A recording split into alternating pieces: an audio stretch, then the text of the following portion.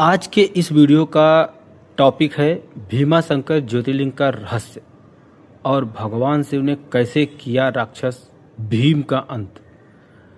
क्या आप जानते हैं कि भारत में एक ऐसा ज्योतिर्लिंग है जहां स्वयं भगवान शिव ने एक भयंकर राक्षस का अंत किया था। क्या सच में भीमाशंकर मंदिर के शिवलिंग से आज भी दिव्य जल निकलता है? क्या भीमा नदी का जन्म भगवान शिव के तप और पराक्रम से जुड़ा हुआ है? और आखिर क्यों लाखों श्रद्धालु मानते हैं कि इस मंदिर में आज भी भगवान शिव का दिव्य ऊर्जा का अनुभव किया जा सकता है? नमस्कार दोस्तों, आप सभी का स्वागत है हमारे चैनल पर। आज हम आपको लेकर चलेंगे भगवान शिव के 12 पवित्र ज्योतिर्लिंगों में से एक भीमाशंकर ज्योतिर्लिंग की अद्भुत रहस्यमयी और प्रेरणादायक यात्रा पर। वीडियो को अंत तक जरूर देखें और क्योंकि अंत में यह जानेंगे कि वह आध्यात्मिक संदेश जो हर शिव भक्त को जीवन को बदल सकता है। टॉपिक नंबर एक, भीमाशंकर कहाँ स्थित है? महाराष्ट्र के पुणे जिले में स्थित है। सह्याद्री पर्वत की हरियाली और घने जंगलों के बीच स्थित है पवित्र भीमाशंकर ज्योतिर्लिंग। यह स्थान प्रकृति की सुंदरता और आध्यात्मिक शांति का अद्भुत संगम है। सुबह की धुंध, मंदिरों की घंटियों की ध्वनि और ओम नमः शिवाय का मंत्र वातावरण को अलौकिक बना देता है। यही कारण है कि हर वर्ष लाखों श्रद्धालु यहाँ दर्शन करने आते हैं। नंबर 2, भीमाशंकर नाम कैसे पड़ा? इस ज्योतिर्लिंग के नाम के पीछे एक रोचक कथा है। कहा जाता है कि प्राचीन काल में भीम नाम का एक अत्यंत शक्तिशाली राक्षस था। भगवान शिव ने इसी स्थान पर उसका वध किया था।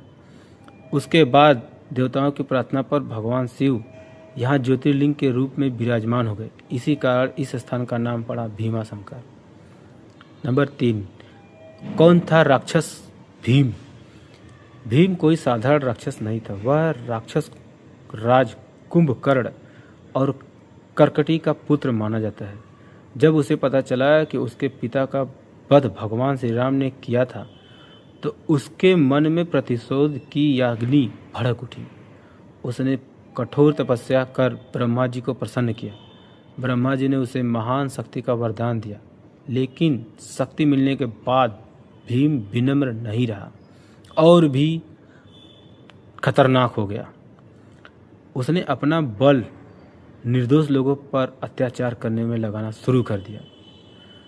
नंबर 4, राजा सुदक्षिण की अटूट भक्ति। भीम ने अनेक राज्यों पर आक्रमण किया। उसी समय एक धर्मात्मा राजा थे, राजा सुदक्षिण। वे भगवान शिव के अनन्य भक्त थे। भीम ने उन्हें युद्ध में हराकर बंदी बना लिया, लेकिन कैद में रहने के बाद भी राजा ने भगवान शिव की पूजा नहीं छोड़ी। वे प्रतिदिन मिट्टी का शिवलिंग बनाकर ओम नमः शिवाय का जाप करते थे। उनकी अटूट श्रद्धा देखकर देवता भी भाव विभोर उठे। भगवान शिव का दिव्य प्रकट होना। जब भीम को यह पता चला कि राजा अब भी शिव की आराधना कर रहे हैं तो वह क्रोधित हो गया। वह अपनी तलवार लेकर शिवलिंग को नष्ट करने दौड़ा, लेकिन जैसे ही उसने वार किया, एक तेजस्वी दिव्य प्रकाश चारों ओर फैल गया। धरती कांप उठी, आकाश में गर्जना होने लगी और उसी ज्योति से भगवान शिव स्वयं प्रकट हुए। महादेव ने अपने भक्त की रक्षा के लिए अवतार लिया था। नंबर 6, भीम और भगवान का शिव का भयंकर युद्ध। इसके बाद प्रारंभ हुआ एक ऐसी युद्ध जिसकी गूंज तीनों लोगों तक पहुंचती है। भीम ने अपनी पूरी शक्ति लगा दी। उसने विशाल पर्वत उखाड़ फेंके, भयंकर अस्त्र शस्त्र चलाए, लेकिन भगवान शिव अडिग रहे।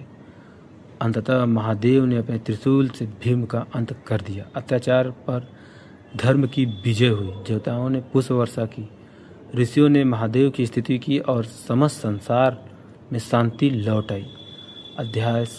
नंबर 7, ज्योतिर्लिंग की स्थापना।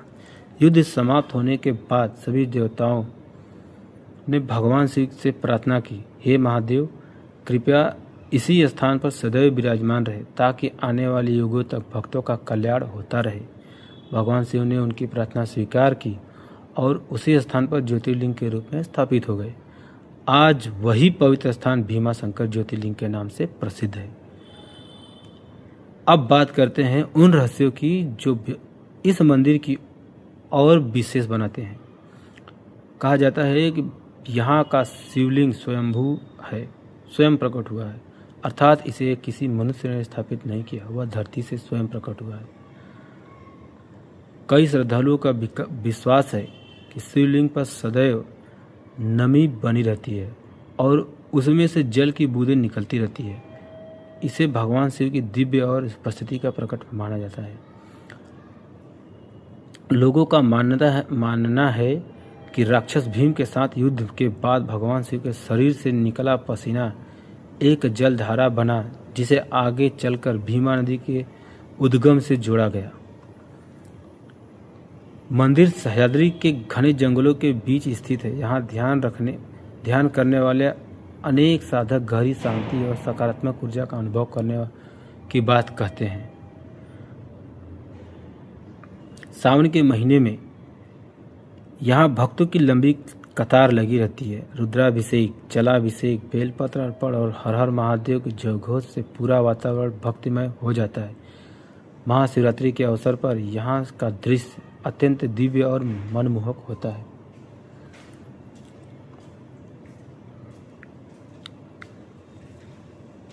दोस्तों, भगवान भीमा शंकर ज्योतिर्लिंग केवल एक मंदिर नहीं, बल्कि आस्था, साहस, भक्ति और सत्य की विजय पर जीवंत प्रतीक है।